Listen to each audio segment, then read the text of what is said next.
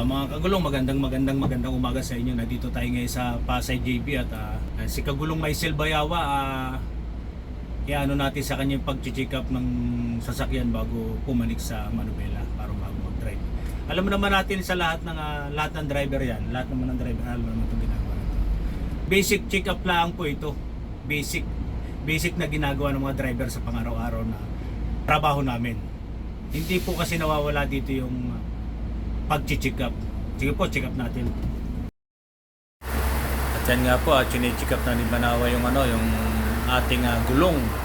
May Bayawa, yung mga gulong natin at saka yung mga stud para sure po na wala tayong problema sa ating gagawing biyahe.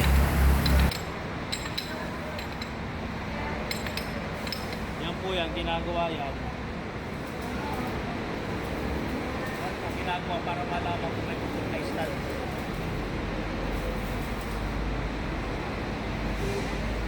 At dyan, dito naman tayo sa makina. Check-upin naman natin ang belt langis para malaman natin kung okay ba at walang maluwag na belt.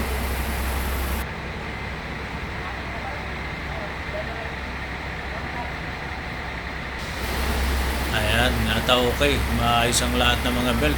Okay, magandang kahit na hindi natin ipahigpitan. Okay lahat.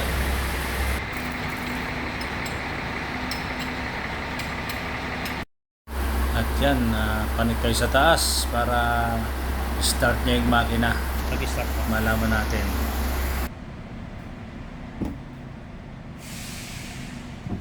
Ayan, kailangan muna bago i-start galawin ang kambyada para malaman natin kung naka-neutral. Kasi kung minsan kasi naka-kambyada, mahirap pag in-start. At yan, naka-start na nga. Silipin natin ang mga belt kung maganda ang kanyang galaw. Kung ayos ba lahat. Ayan. At okay naman ang galaw ng mga belt, kaya walang problema. Ayan. Okay, sarado. Ayan, at sinarado niya ng engkod ng ating makina. At pa-adjust naman tayo ng preno para sure lang ating biyahe kasi every 2 days nagpapa-adjust tayo ng preno dahil malahaba ang ating biyahe. Kailangan kasi natin iayos ang ating mga preno sa pang-araw-araw nating biyahe para sure na wala tayong magiging problema sa biyahe. Ayan. Lagay tayo ng tubig sa radiator.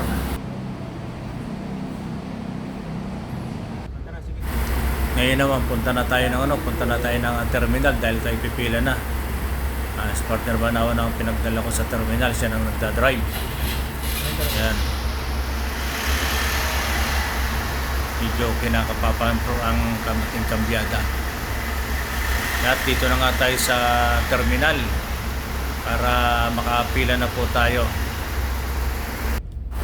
At yan yung mga bus na mga nakapila ngayon. Ayan. Dito.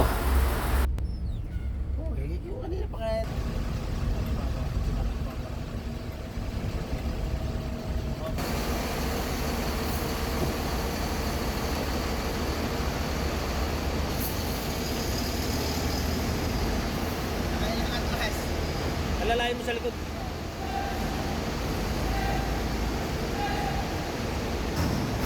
Ayan, natin naalalayan nga ni partner dahil sa matras na yung ating partner para sure na walang problema sa likod para may ayos niya yung parada ng ating bus sa pilahan dito sa Pasay.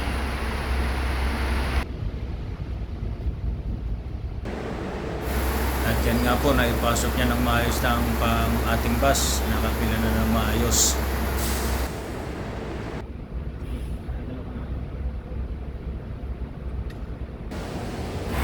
Yan nga po, tapos na yung oras natin, kalahating oras lang kasi ang pila natin, kaya alis na po tayo. At siya na po ang magdadrive ngayon hanggang Bulinaw. Yan. Siya po ang driver natin ngayon. Para makabisado niya na andang kasi kapo, pinakabisado ng saan niya daan, ngayon siya naman ang magdadrive.